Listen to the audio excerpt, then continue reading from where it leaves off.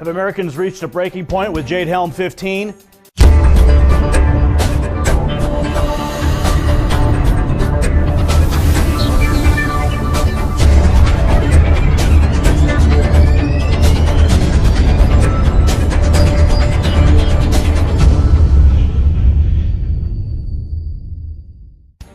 Jade Helm decoded. That's the focus of this edition of Breaking Point on the Next News Network.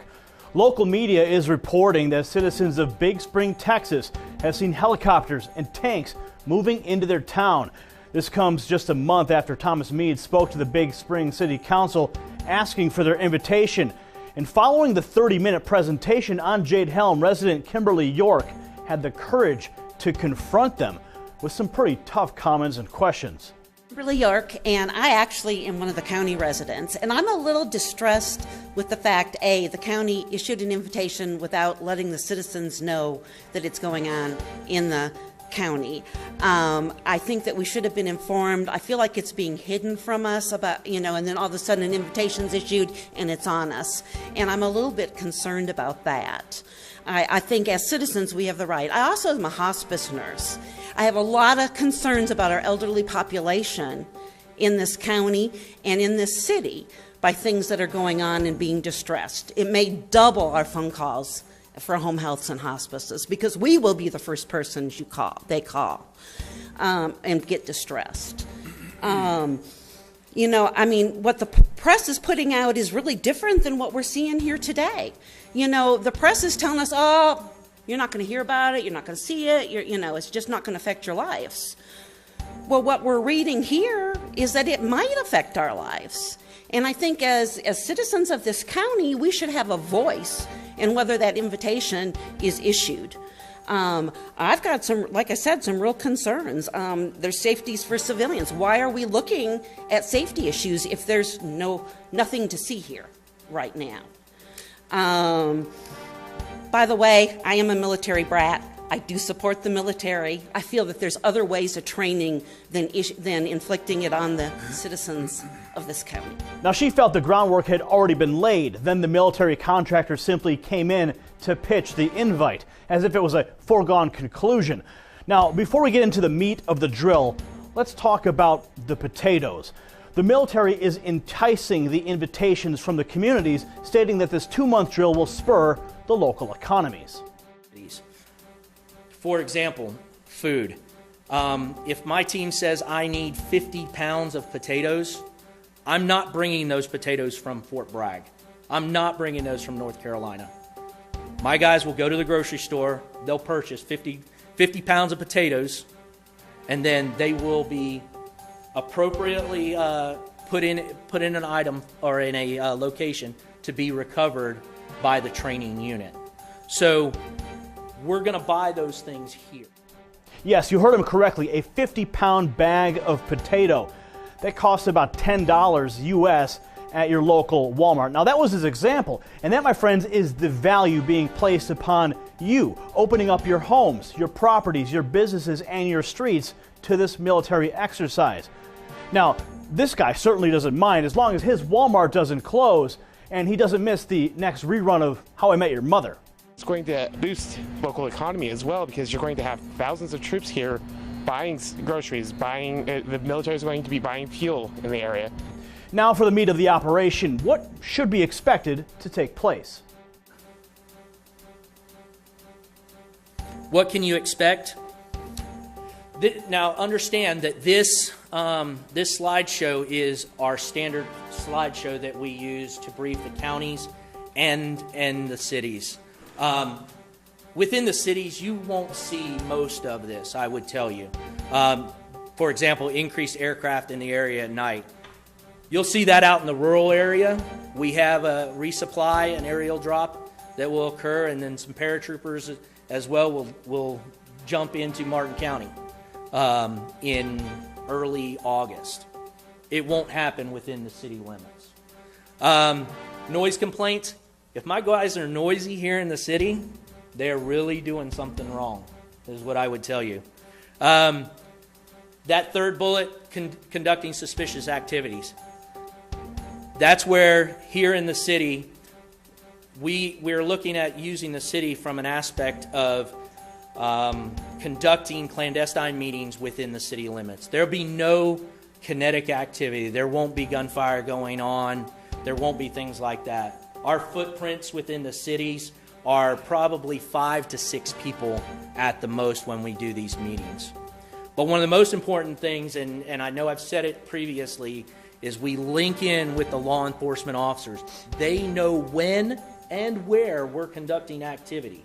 That way we actually invite the police department to be near the activity. That way they're able to answer constituent calls on that. The other thing that we do is we brief that prior to the activity going on. That way the police chief can let the dispatch know that this is occurring, so that when they field phone calls from concerned citizens, they're able to meet that off or cut that off at the pass. Yes, you heard him correctly. He said clandestine activities will be taking place. Aircraft at night carrying weapons, and that the local population will certainly be startled. Now this means 911 call centers will be dealing with higher than normal call volumes, forcing the police to interface with the military and then the public, leaving other crimes going, well, not getting the attention that they deserve. He did confirm that they will be carrying weapons, mostly wearing civilian clothing, as well as driving civilian vehicles, and they will not be using explosives. One of the things that we do as well, they will be carrying weapons, but it won't be live ammunition. It'll all be blank ammunition. Just to correct one thing that was in the newspaper on Sunday that I read was they'll have blank ammunition, but there will not be any explosions. We won't be setting off live demolition out here. The guys will be wearing civilian attire or a mixed uniform. They may be wearing fatigue bottoms and a t-shirt, but that's not normally anything that's out of the ordinary in West Texas from what I've seen, especially during hunting season. And they may be driving civilian vehicles throughout the area. So really, within the city limits, if you notice my guys, they're probably really doing something wrong.